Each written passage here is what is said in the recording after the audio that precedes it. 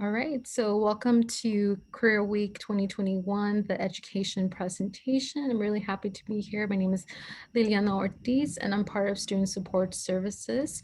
And on behalf of the school and the team, we welcome you. Before we get started, I do want to introduce our principal of our adult school, Ms. Paula Takamini, who would like to say a few words.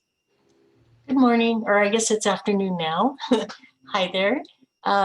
As Liliana said, my name is Paula Takamine, and I am principal of the Torrance Adult School. Our director, Dr. DiIulio, sends his apologies and regrets as he was not able to be present here today.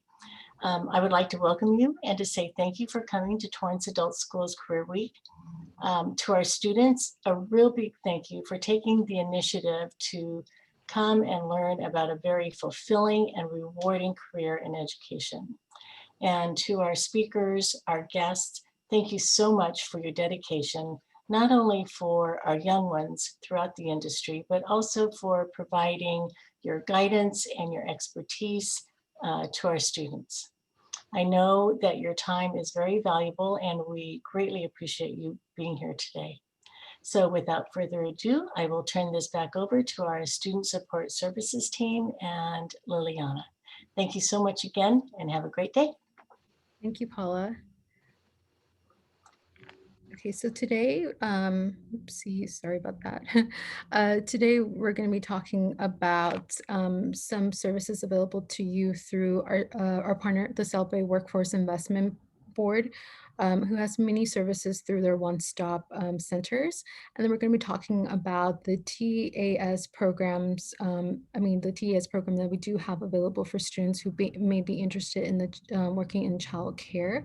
And then we'll be having a panel discussion about the education and child care development fields. We have some really great speakers for you guys to learn from.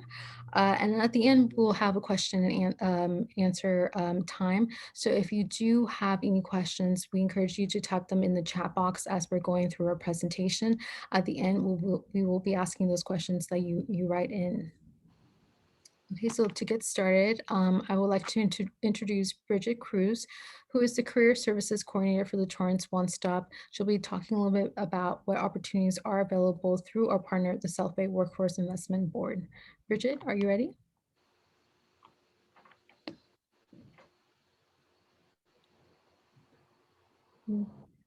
Bridget?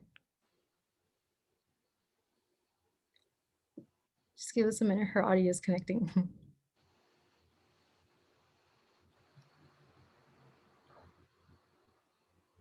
Hi, can you hear me? Yes, we can. Sorry about that. Hi, thank you, Liliana, for the introduction. Again, my name is Bridget. I work at the Torrance One Stop. Here at the One Stop, we provide many different services.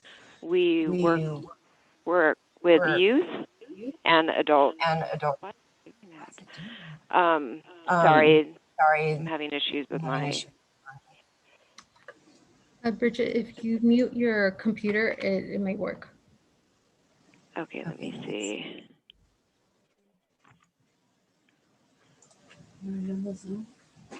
Do what right here? Can you hear me now? Yes. Okay, I apologize about that. So again, we do provide services to youth and adults. The primary age for our youth program is the ages between 18 and 24. So if you haven't worked and you're looking to get some work experience, to put something on your resume, to earn some money, we do have a program for the youth where we offer work experience. And then we also have some funding for training if you're interested in getting vocational training and getting a certificate so you can enter the workforce. And then for the adults, we do offer job search assistance for those that are looking for work. We can help you with resume, mock interviews, anything that will prepare you to get back into the workforce. And then we have a job developer on site who will provide you with job leads, hook you up with any employers that we work with. But the goal out of our program is to assist you in finding full-time work. For the adult program, we also do have some funding for vocational training as well. So if you're looking to get a certification, we might have money where we can pay for your training. Again, it's not a student loan. You don't have to pay it back. It's something that we provide. Along with those services, we also provide support services. So let's say you want to get into the medical field and you need scrubs or you need shoes. There's money in the budget, we can reimburse you. So here at the Torrance One Stop, we really just try to provide you with whatever services that you need. There is eligibility requirements for all of our programs. And if you're interested, all you have to do is reach out to myself or my counterpart, Anita, and we can pre-screen you to see if you are eligible for our services. And then we also, because of the pandemic, we are closed to the public, but we are offering a lot of virtual workshops, such as preparing for the job market, how to do a resume, how to interview, how to look for virtual assignments, just a different array of topics. And that's pretty much it. So again, if you're interested in any of our services, in the chat, I'm going to head and put my contact information and Anita's contact information. So thank you. Thank you, Bridget. And the One Stop is a great partner because we do have a lot of students that we like to refer to them who are looking for employment. So if you're looking for employment or want to learn a little bit more about their programs, feel free to reach out to Bridget, or you can reach out to me or anyone in Student Support Services, and we can definitely refer you. Okay, so we're going to move forward and I'm going to talk a little bit about the programs that we do have available at Torrance Adult School this year. Every day on the Zoom, I fucking have issues. 1 second, sorry. Just with me. So in terms of the pathway, the childcare development pathway is a pathway that can definitely take you to different jobs, and there's many opportunity. Here you'll see a pathway that many of our students are taking. We have a childcare providers class at Torrance Adult School, and basically what it is a class that prepares you with the language skills that you need in order to work in a childcare facility or work in childhood education. This is a great class. It's free to our current students who are in the ESL program or are in a high school diploma or GED high set preparation programs at Torrance Adult School. This class is completely free, so if you are a current student and you're interested in taking the class, I highly encourage you to do that, because what happens after this class is we can help you transition to El Camino College for their childhood development program. And at El Camino, you can work towards receiving a certificate of achievement and then continue working towards your associate's degree in childhood development. After that, if you do want to transfer to a college and get your bachelor's degree, you can do so as well. And the great thing about these programs is every step of the way, you always have a counselor and you have your teachers to help you meet the requirements that you will need in order to get your degree, but then also get the permits that you will need in order to work in education. So in terms of the permits,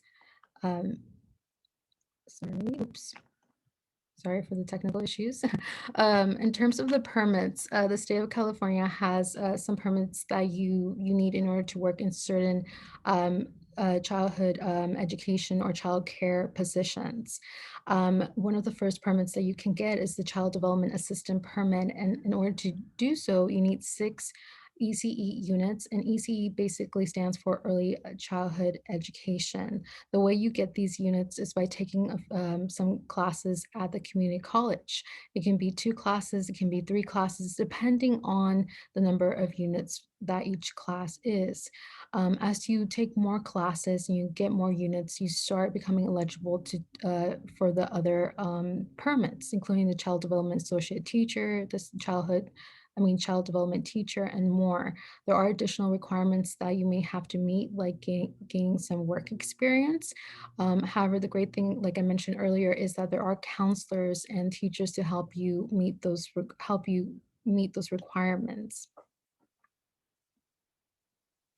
So in terms of the program that we have here at Torrance Adult School, the Child Care Providers class that I mentioned at the beginning, for that class, we have a few kind of requirements or recommendations that we hope our students will be able to meet. The first one being the high school diploma and the equivalency. Now, you don't have to have your high school diploma or equivalency to attend a college. However, we do highly recommend it because when you look for work, what happens is that employers do ask for the high school diploma or equivalency. And also what happens is if you're going to be applying for financial aid, you need to have your high school diploma or equivalency in order to be eligible. So we recommend that you do have it. If you don't have it, you can still start the class. If you kind of just want to learn a little bit about the field and start preparing, that's perfectly fine. We do highly encourage you to go ahead and have your right to work in the US. Again, it's not required to attend college, but once you start looking for a job, you will need to provide that proof that you have the right to work. So we encourage you to get that handled before you start the class or while you're taking the class. The one requirement that for sure we are following for the specific program, at least for our class at Torrance Adult School, is the ESL level. We recommend that you have an ESL level of 4 or higher, and this only applies to the ESL students. And the reason why we have this requirement is because there is going to be a lot of reading, there's going to be a lot of writing and communicating. We just want to make sure that you are prepared. If you're not at this level yet, we encourage you to continue your ESL classes. And then once you reach to that level, enroll in the class. If you're lower level, like a level 3, and you feel prepared, I recommend that you do talk to your teacher to see if they recommend you taking the class. If they do, all they have to do is just let enrollment know, and we'll be able to enroll you. Hi, Liliana. Can you just check to make sure that you are the speaker? We're getting a message that perhaps you are not visible. Oh, And maybe that Bridget is still pinned. oh, okay. Give me 1 second. Sorry about that. I think it's been fixed. Let's see. 'Cause Bridget has logged off. I think it's fine now. Oh, okay. Sorry about that. So hopefully you guys were able to hear me, right? Maybe not see me, but you were able to hear me, right? Yes. Yeah. Okay, great. So just to continue in terms of support services, for all our students, we can help you transfer to a college if you're interested. We can help you with the application as well as with financial aid. And we have a counselor on our campus who actually on a normal day would be on campus to help you out with that as well. We also help with the diploma translation and evaluation resources. So I know that if you want to eventually get your teaching credential, you will need to get your diploma evaluated and translated. So if you need that help, we can definitely help you. And then we also help with resume and interview preparation and practice. So I know for some of our high school diploma students and ESL students, maybe you don't feel comfortable going into an interview because you're still kind of, building your communication skills, but we're here to actually help you through that process. So if you do enroll in our program, we highly encourage you to take advantage of the support services that you do have available to you. Our spring enrollment has begun. The spring enrollment has begun for certain programs, but for this specific class, it won't open until March 3rd. Our class will begin March 22nd. So if you're interested, make sure to enroll after March 3rd before our seats fill up.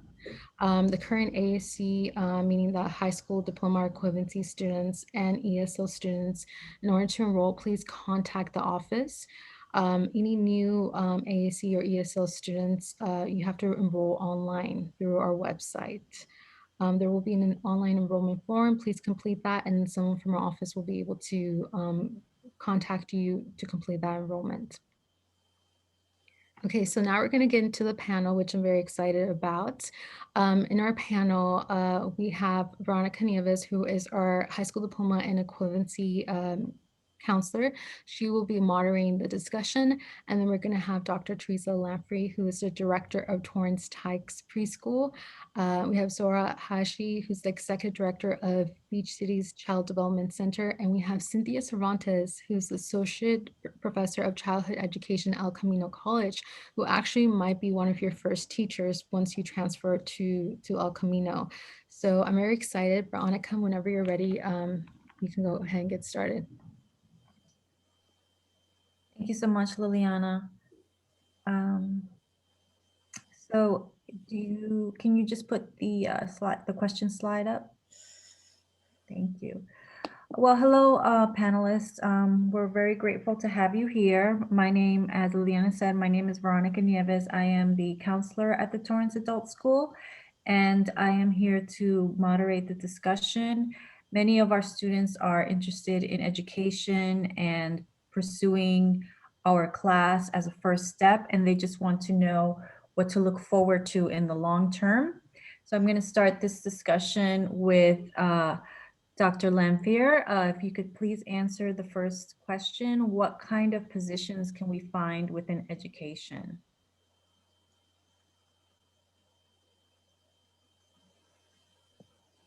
Sure, I'm happy to do that. You might not be able to tell, but I'm actually in an early childhood classroom here at our Torrance Tykes program over at Wood. I'm grateful for the Torrance Adult School for inviting me and talking about this, and then the partnership that they have working with El Camino. From a childcare perspective, I also oversee our special ed preschool program launch in Torrance. But we run the Torrance Tykes State Preschool program here, and our employees in the program consist of people that have that child development, I guess, assistant permit. We call them a CDPA here in Torrance. Those are employees that need to have 6 units of early childhood development courses. And then we also employ child development instructors, which are our preschool teachers that have upwards of, as you said before, 12 to 16 units and beyond. But it's a great way to get started working with children in that, in those young ages of 3 to 5. And so definitely there may be other positions out there, but those are the predominant ones that we have here. We also have, which isn't specifically in need of a child development units, we have paraeducators that work in our special ed preschool program launch who just have an interest in wanting to work with young children and can do that actually without those child development units. We like them if you have them, but they're not required. So I don't know if you want me just to talk about sort of that early, like our state preschool program, but those would be the positions that we would have. They are Torrance Unified School District positions.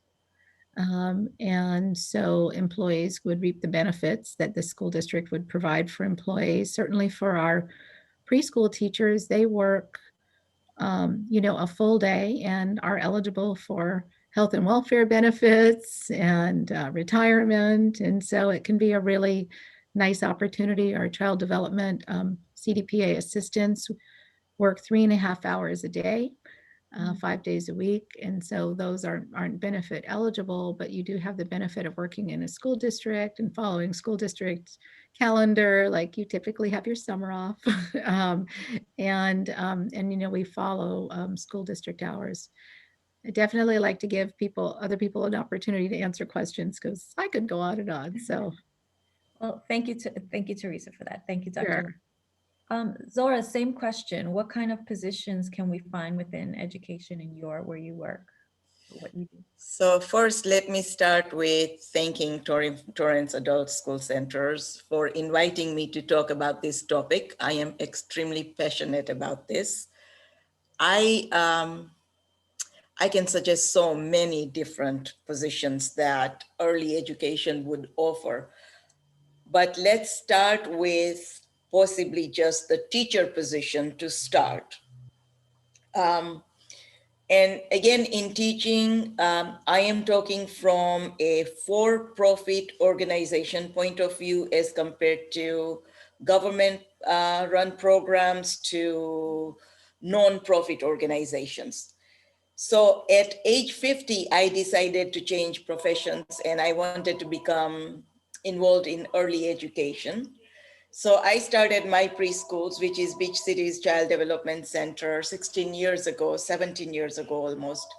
And I started with 0 kids. It was my passion, and I cannot be thankful enough to El Camino College. That's where my roots come from. But the positions we can find are varied. You can be a toddler teacher if you like to teach very, very young children, birth all the way to 3 years old. You can teach preschool, you can teach kinder. So there are various different positions in that way. You can teach a basic curriculum to prepare the children for entering elementary schools. Too, you can teach music, you can teach physical education, you can teach, there are just so many different opportunities.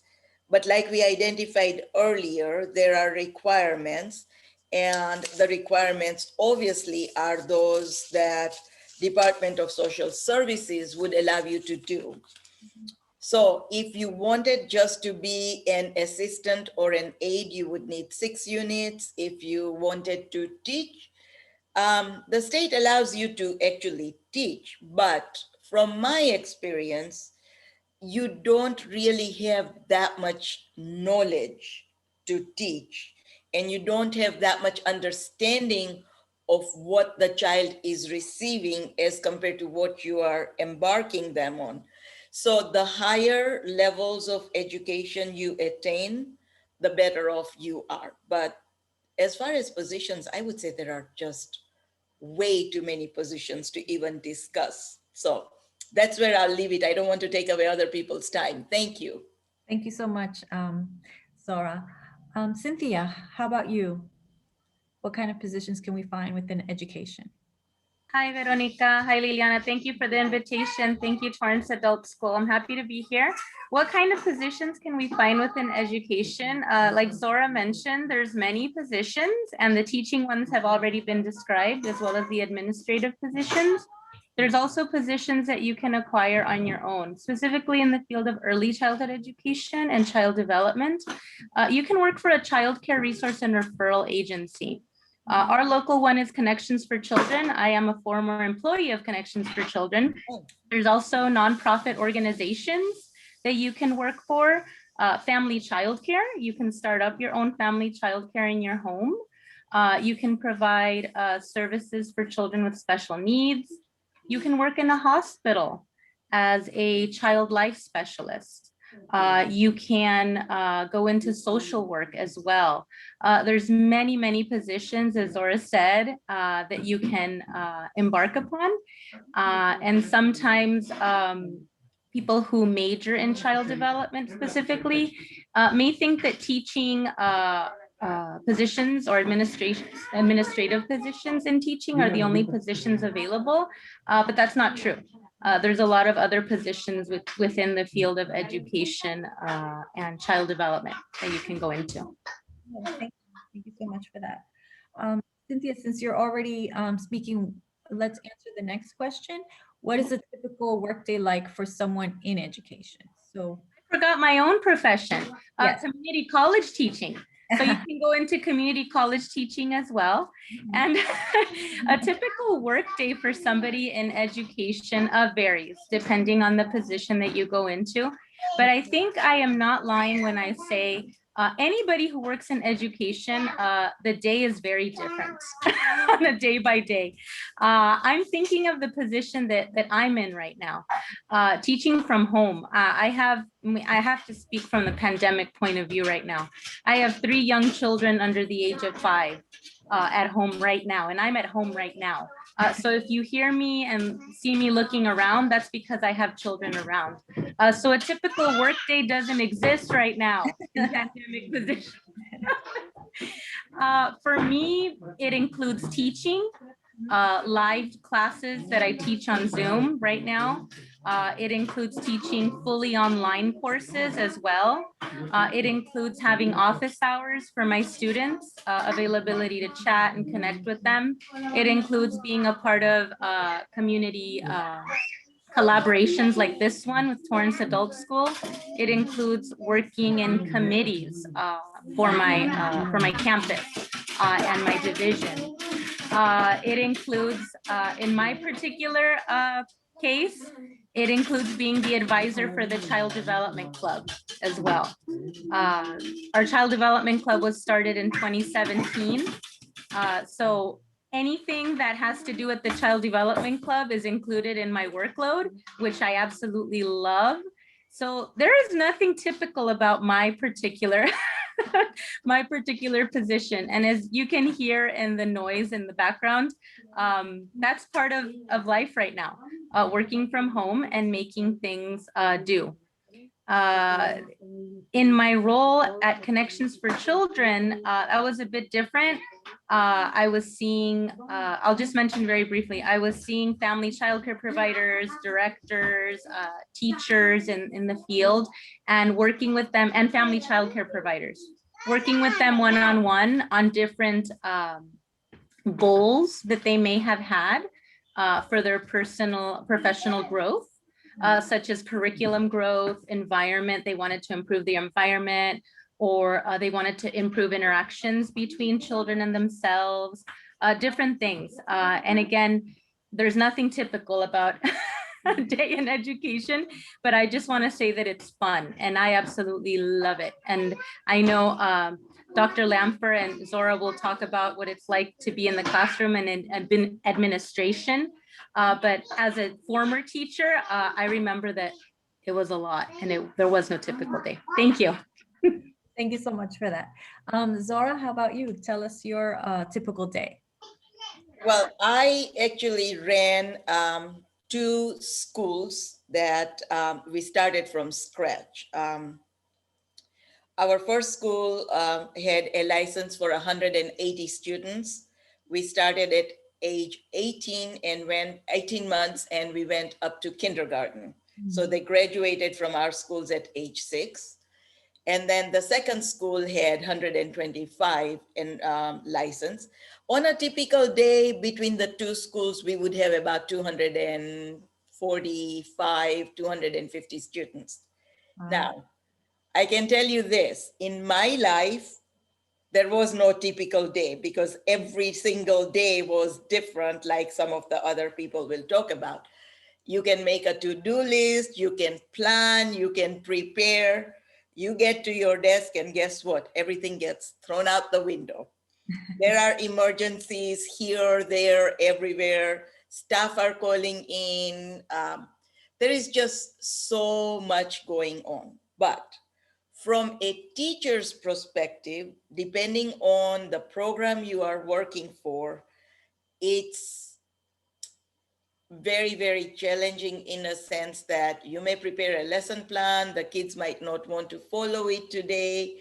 They may have their own plan for the day, you know, so, but like Cynthia said, you know, childcare is, to me personally, very, very gratifying. And it is very, very exciting because you actually see the growth. You see the excitement in the children as they learn and as they can do things for themselves. So I want to say there isn't really a typical workday, but the workday can be just as exciting as you want it to be. One of the things I want to say to all those that are considering this field, please be sure you really want to be in this field and you are not thinking that this is a field where you could go and do something and will get a paycheck. That's not what this is about. This is about making a difference in a child's life. This is about truly teaching a child and putting them on the tracks to become successful people later on in life. You are building their foundation. This is where the foundation is laid. So you have to be very, very mindful on a daily basis. You can't just be a body in a classroom. You have to be extremely mindful. You have to want to do this, and you have to be serious about it. But there are lots of things you can do as an educator in the classroom. Well, thank Thank so you. Thank you. Teresa? Sure. And I don't know that I need to bore you with the challenges of being a principal or running two different programs, but I'll talk to you about a typical workday for someone in our early child care programs, like a CDPA or a teacher, or even a paraeducator. I think Zora spoke very clearly about you really need to have a passion for this, as well as the things that Cynthia shared. But a typical work day it's fast and furious. And in many of our jobs, there is a routine or activities or things that you're required to do.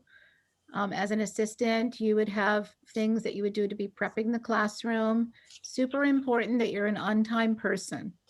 This isn't the type of job where, oops, I'm 10 minutes late.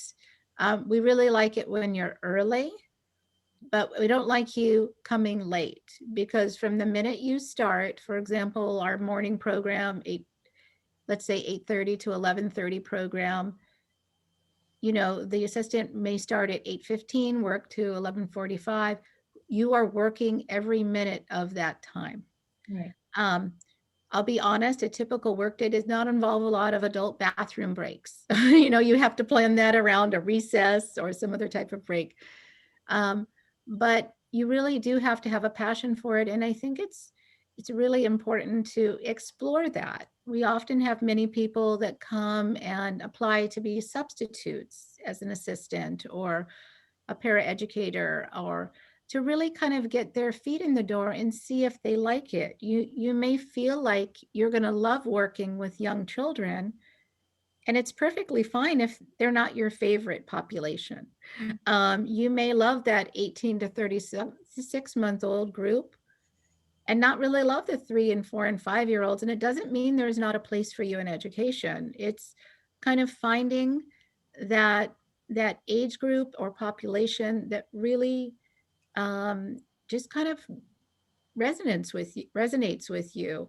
And that's why we really love when people, a good entree in our school district and even in other districts, is to apply for substitute jobs so that you can really get some experience. And that will also help you. I know it's about what your typical day is, but it really helps you also when you're taking those child development classes. It helps it make sense more, and would give you a better understanding of what you're kind of getting yourself into. You don't want to go to school and get a lot of units and then find out the minute you get a job, I didn't love this. But it's a job that requires being on time, being completely vested. As Zora said, not someone that's just looking for a part-time job or even a full-time job. You're going to work above and beyond what those hours entail in terms of your commitment. We have people that will say, hey, I'm going to go look how we might be able to present this activity to students and do some more research on their own at home. Or they might go, I have a great idea, let's try that. You work together as a team. You're not a lone ranger. And so you have to be able to work well as a team. Be committed, not be afraid of mess, and not be so rigid that if you said, like, you have a fire drill or, there's something that happens that you can't roll with it. Fortunately, we didn't have kids at school yesterday, but we had a classroom where a water pipe broke. Water was everywhere. And so when the staff come back in, they may have to do some, we've cleaned it up, but you know what I mean? You just have to be prepared for that eventual surprise. We have planned days, but there's just different things that you do, and being okay of, this is what I'm being asked to do today, and really working within that team. If you're working under a teacher, to realize that you're part of that team, but you're not the teacher in the class. And let everybody and respect everyone's role, but it's extremely rewarding. You're tired at the end of the day. But you go home and go, I think I really made a difference with that student, whether it's a little one or a 5-year-old or a 12-year-old. And so as I said, nothing's typical, but they are planned to be somewhat typical days.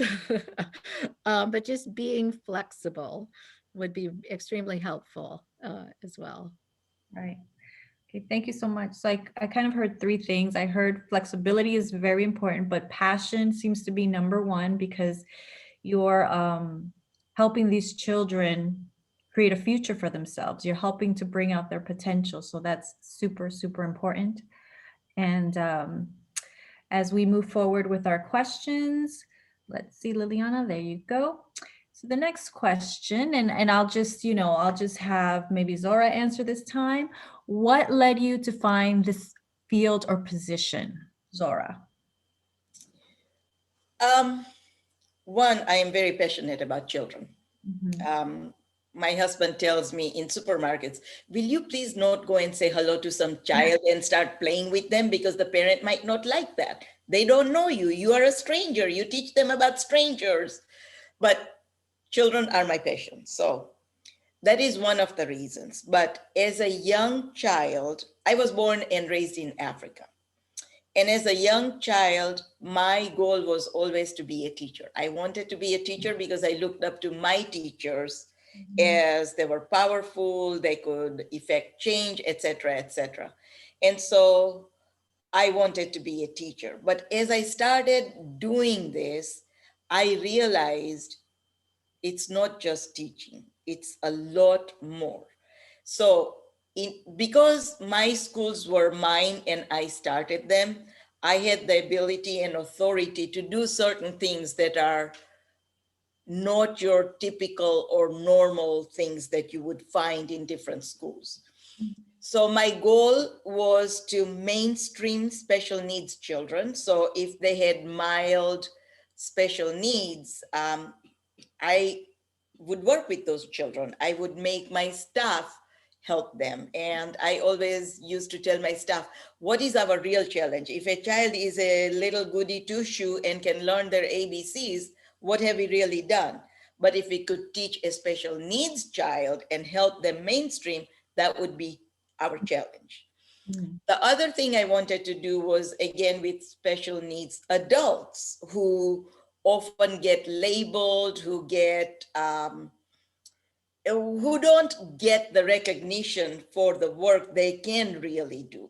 So again, I wanted to have mildly special needs people in my school. Not every single staff was that way, but I took in people that I saw the potential of helping and teaching children, because I wanted my normal children to learn empathy. I wanted them to learn everybody is not exactly the same. Everybody doesn't look like you or me or mommy and daddy. We're different. We have our needs. We have things we can offer that are very, very important and we can learn from. So my program involved a lot. Our program included Spanish, yoga, music, all the other activities that parents would have to pay for as extra. It was just part of our curriculum and we just did it. Somehow I was able to find people that were willing to contract with me that would just bill me and I would provide it as my curriculum. So to answer your question, I think my situation was a little bit different and unique in how I wanted my program to look. Okay. So those are some of the things that led me to it. Helping special needs. I didn't want a child left in a classroom when somebody came to pull children whose parents could afford to pay for music, and now this child is crying because they want to go to music. I wanted to truly make a difference in every child's life. So I wanted an inclusive program where everybody could do everything together.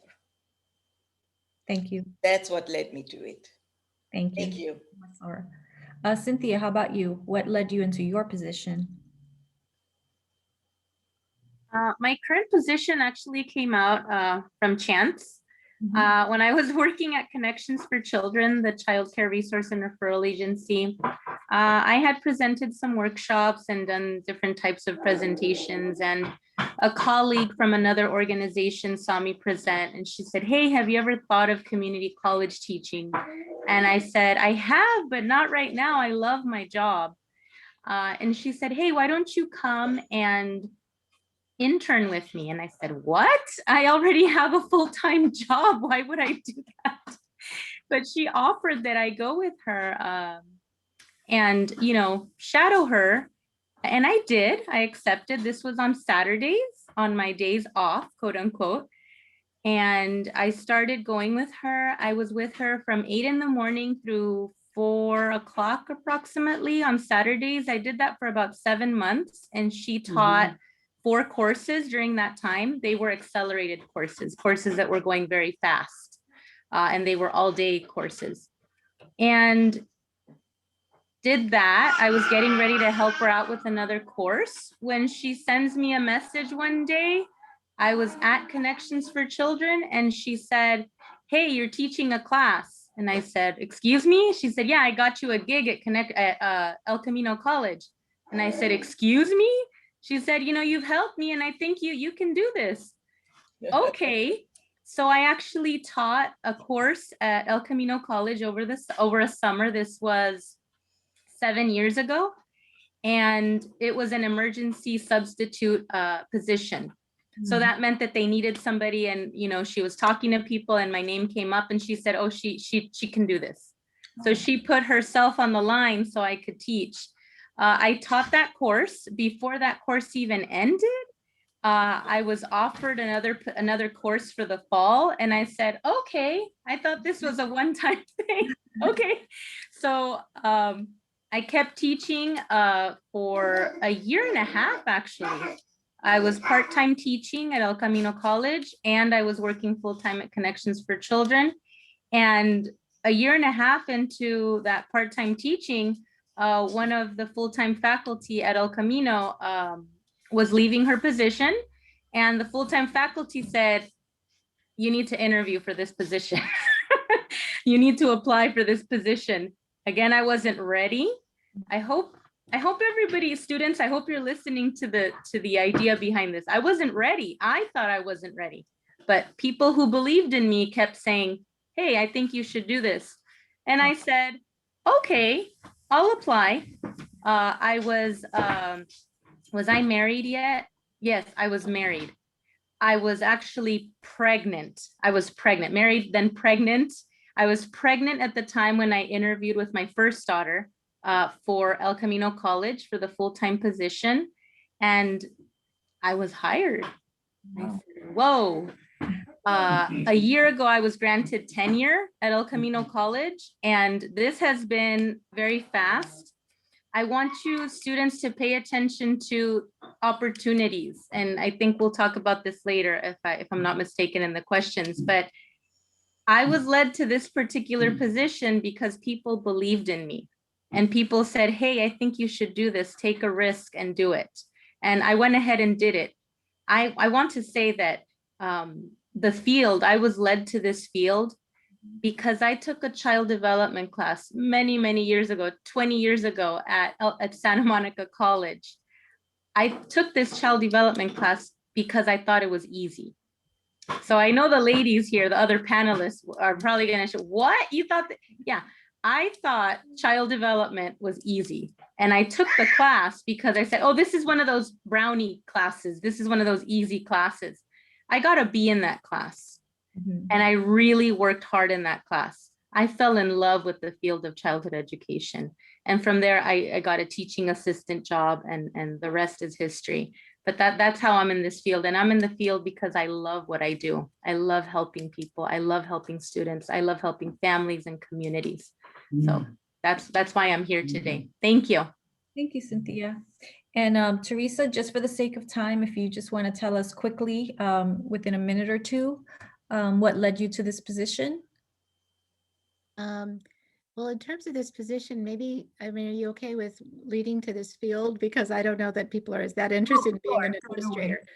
worries. Because I think it could be relevant for many of your students that are already in adult school. But I got interested in education and an aspect of education when I was in high school. Mhm. And I served as a teacher's assistant to, at the time, I didn't really know what they did, speech language pathologist at the local elementary school, because I was in high school. So I went every day and was an aide. That led me into a career as a speech language pathologist, Mhm. which I did in the schools. I helped develop a preschool program in the former district that I was in, which got me very interested in preschool. And then I did come to Torrance. I had a preschool program specialist job as a speech pathologist as well, and then led me to Torrance, where I was a speech language pathologist while I was working on my admin credential. But I then became an elementary principal. And then ultimately, the last 5 years, although I've always loved preschool, took over the state preschool program, Torrance Tykes, and launch. But it was that high school experience early on with people that encouraged me that led to one career and then an offshoot of that. And so it just kind of continues to evolve. So take those opportunities that come, try them out, see what you think. You don't know where it'll lead you. Sometimes I think when you're young, you think, oh, I'm just going to go and get this job and this sounds great. Try different things. If someone gives you an opportunity, take it. If you don't like it, you can do something else. So. Thank you so much, Teresa. Great advice. Thank you, panelists. For the sake of time, we're skipping the last question. We're going to get straight into our Q&A from our audience. Oh, actually, do we have time for these questions, Liliana? Or do we want to ask these of our panelists? Just this question, and then I do want to get to a question about the pandemic because, you know, a lot of students have questions about what's going on with education right now. Not necessarily what's happening in our district, but more so like, how are you guys, you know, responding to that? But before we get to that, if you guys can just answer this quick question about what kind of skills, abilities, or training do you guys recommend? I know for child development, there's more of a path, but if you maybe can focus a little bit more on the skills, abilities that you recommend students building in order to get into this field, that would be great. And anyone can answer. I think we talked about some of these already. I mean, being able to, I mean, communication is always a very important skill. You are interfacing with students. We want to make sure that you not only understand what they're telling you, but that you can also communicate well with them. You know, being able to work together with others, having passion for what you do. Doesn't mean you don't have days when you're like, oh my gosh, I've got to go to work tomorrow and I'm tired. But being able to communicate well, being to help advocate for students' needs when you see them, and you know, I think working together are very important. As an assistant, you may not need the skills so much as you know, doing a lot of reading and writing, but you are preparing materials.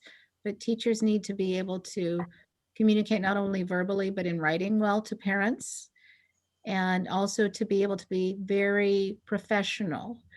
And you know, if you have to communicate difficult information to a parent about their child, how you say that in a way that doesn't devastate them and can help you find ways to help them be successful. Thank you, Teresa. So I heard communication, I heard being professional. Does anybody have anything else to add to that, to those two? Flexibility, very important. Okay. Multitasker. Multitasker, yes, very much so, yes. And just to kind of let everybody know that I actually started also as a teacher and I made my way to counselor. So there's many different paths when you start as a teacher as to how you can help students. And teaching definitely gives you a great foundation. So an important question that we want to ask all of you, because times are very different now, is how has the pandemic affected the education field? What do you expect from, what do you expect in the future? And Cynthia, do you want to take that one? I'm going to answer this using my students' responses, recent responses. It's hectic out there. And right now, I don't think people have a straight answer of what's going on. My students certainly don't, the ones who are out there in the field working at different sites. What I'm getting from my students, some schools, some sites don't have guidelines. Some of these students of mine are working, are essential workers. They're out there caring for children. And there are no specific guidelines, even though licensing does have specific guidelines. Sometimes schools don't have the specific guidelines. People are trying to figure out what's going on. It seems like people are starting over again right now because of the pandemic. That's the impression that I'm getting. Right. Of course, I'm not working with children. Oh, well, I am at home. I have my own childcare here at home. Sorry. But out there, it seems like there aren't any, there's clarity. Everything's up in the air right now. Right. And those teachers that, those students that are working as teachers online, same thing. I'm getting there's no consistency with guidelines. I'll give you an example. The other day, one of my students was sharing that she wasn't sure if it was okay to ask parents if they're okay. Right. She said, can we ask a parent online, or can we send a message, online because of privacy reasons? And we had a whole discussion around it. And I just said, and we came down to the answer of, no, it's not in writing. She didn't have it in writing. So that's my 2 cents on that. Yeah. And I expect in the future, I hope that we can better collaborate, all of us as institutions and organizations, so we can find more clarity, because children and families are going to need clarity and just checking in with them. So I expect for us to be more united and continue being united. Right. Right. Zora, do you have anything to add to that? Well, I think it is very, very difficult for teachers in early education to try to teach online. The attention span of an 18-month-old or a 3-year-old or even your 5-year-old is not the same as kids as they are growing. So in that situation, I think, again, flexibility becomes a big portion of it. If you're reading to them on Zoom and it's not working, you may need to get some puppets. And if that's not working, you may need to ask a parent and see if they have a puzzle that we can work on. Flexibility in the pandemic is a big, huge asset in my eyes. In my experiences.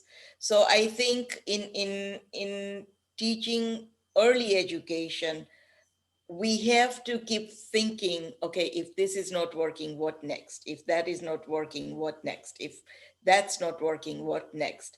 And that's all I can think of that'll get us through the day on a daily basis. Okay, thank you, Zora. So that's where I come from. Teresa, if you can answer a little bit of that question and maybe get into how students can prepare during these times if they're interested in working in education. Sure. And I mean, we thank you for the opportunity.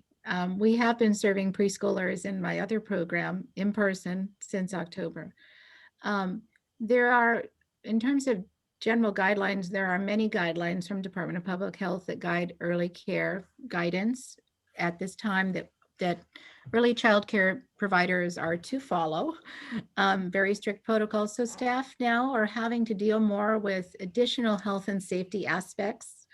I mean, for example, a teacher and I are sharing a room, although we're extremely far apart, but she's in the building now, so I'm going to put my mask on. And so, staff having to wear PPE, whether that's a mask or a shield or a gown, a tearaway gown that they need to throw away. So they're having to navigate wearing additional equipment that may not make them feel as comfortable as they normally would. And we don't know how long that will go on for, but also doing a lot more additional measures related to health and safety that go beyond even kind of the norm in preschool. But I do think having technical skills with technology is not something that we ever put a lot of focus in for preschool, because preschoolers are not to have more than, from a state preschool standpoint, more than 45 minutes online on a computer. Mhm. We normally don't even spend much time at all, but we've had to do that in our distance mode right now with our state preschool. So staff being flexible, as well as assistants knowing how to navigate sharing something on a Zoom or what to do when it doesn't work right. I think those technical skills we're seeing as an issue, privacy related to being online. How do you navigate that process? What's an acceptable thing if you're working from home? What does it look like in terms of safeguards that you need to take to protect not only your privacy, but the privacy of the students? So I think that those things will probably continue for quite a long time, but I think developing those technical skills, being able to utilize technology will give you a leg up.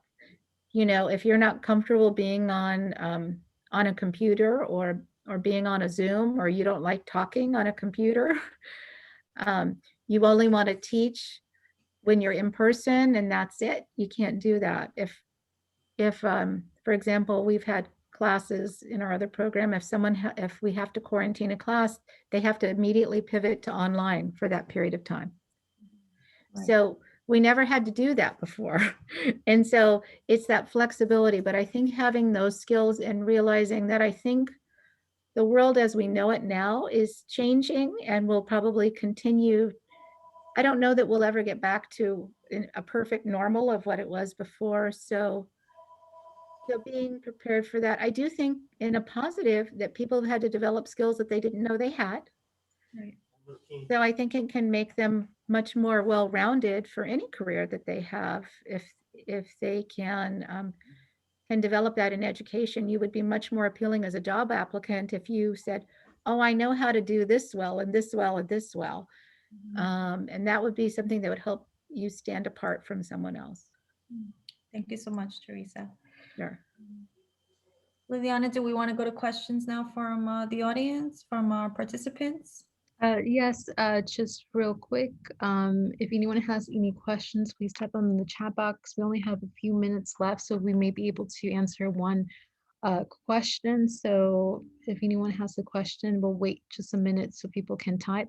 But if you guys do want more information about our programs, or maybe you want a little bit more information about our speakers and their organizations, please contact us. You can contact Student Support Services. You have Veronica Nieves, who is your moderator today. She works mainly with the high school diploma and equivalency students. You have Tiana, who works directly with the career technical education students. And you have me, and I work mainly with the ESL students. You can also find information about our programs on our website, which is www.tastusd.org. Or you can go to the Student Support Services website where you'll be able to find information about the child care providers class, pathway, and any other resources you may need. So I don't see any questions, but just real quick, I did have a question that maybe some students may be interested in. If someone wanted to enter this specific field, are there any volunteer opportunities, maybe at your organization, or any opportunities that you are aware of that may be helpful? Sora, if you can, yeah. So quickly, yes, there are. The only thing that a student would have to do is get themselves fingerprinted if they want to come into our school, for an example. Once they are fingerprinted, we have a collaboration with El Camino College where we use our school as, we could label it as a laboratory if you want to.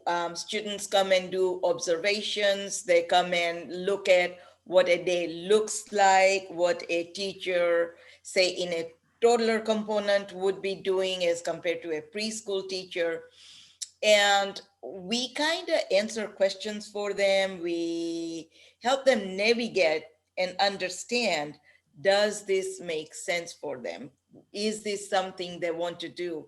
And I think it really helps a lot of students, because we have had people that have gone from just coming to do an observation to getting a PhD in early education to effecting policy to just being simple preschool teachers in the classroom. So yes, I think volunteering would help a lot. Some companies do allow volunteers, some don't. The students would probably have to do a lot of homework in calling around to find out who does allow that kind of stuff. Okay, thank you, Sora. And it is 1 o'clock. So I want to thank our speakers for providing your insights, and I want to thank our students for participating, and also Veronica for monitoring this discussion. Again, if you guys do have any questions, so just feel free to send us an email. You can also find the recording of our presentation through our Torrance Adult School YouTube. Again, thank you guys, and we'll see you soon. Thank you. Thank you. Thank Bye. you. Bye. Yeah. Bye, thank you. Best of luck, students. Thank you. Thank you Good very night, much. everybody.